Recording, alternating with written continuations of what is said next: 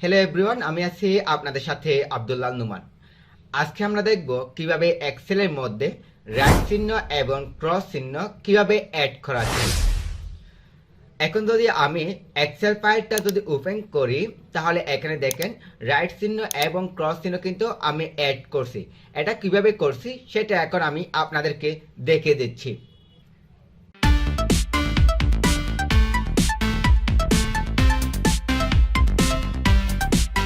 এখন আমি আপনাদেরকে বোঝানোর সুবিধার্থে একটা নিউ ফাইল নিচ্ছি।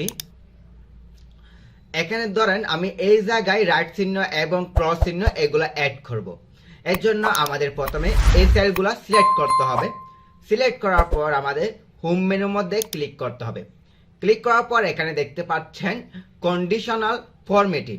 হ্যাঁ, এখানে নিম্নমুখী তীরের মধ্যে একবার ক্লিক করবেন। ক্লিক করার পর নিউ রুল এটার মধ্যে ক্লিক করবেন।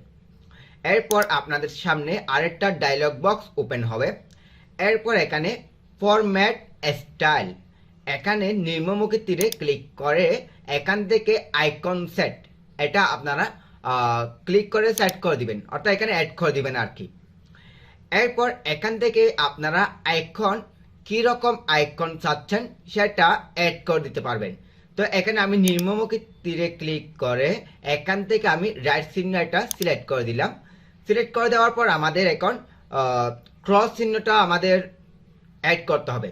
এর জন্য আমাদের এখানে 2 নম্বর আইকনের মধ্যে ক্লিক করে এখান থেকে আমি এই ক্রস চিহ্নটা অ্যাড করে দিলাম। এরপর আমাদের 3 নম্বর অপশনের মধ্যে নিম্নমুখী তীরে ক্লিক করে এখান থেকে আমাদের দিতে হবে নো আইকন, এটা আমাদের সিলেক্ট করে দিতে হবে, অর্থাৎ আমাদের কোনো আইকন হবে না, শুধুমাত্র আমাদের রাইট চিহ্ন এবং ক্রস চিহ্নটা আমরা শুধুমাত্র অ্যাড করব। একটা সিলেক্ট করে দিবেন। সিলেক্ট করে দেওয়ার পর এখান থেকে টাইপের নিম্নমুখী তীরে ক্লিক করে এখান থেকে আপনারা অ্যাড করে দিবেন নাম্বার। এখানে নাম্বারের মধ্যে একবার ক্লিক করবেন এবং 2 নাম্বারের অপশনের মধ্যে সেম আপনারা নাম্বারটা সিলেক্ট করে দিবেন। এখন আমাদের এখানে ভ্যালু সেট করে দিতে হবে। এর জন্য এখানে আমি 1 দিলাম এবং এখানে আমি 0 দিলাম।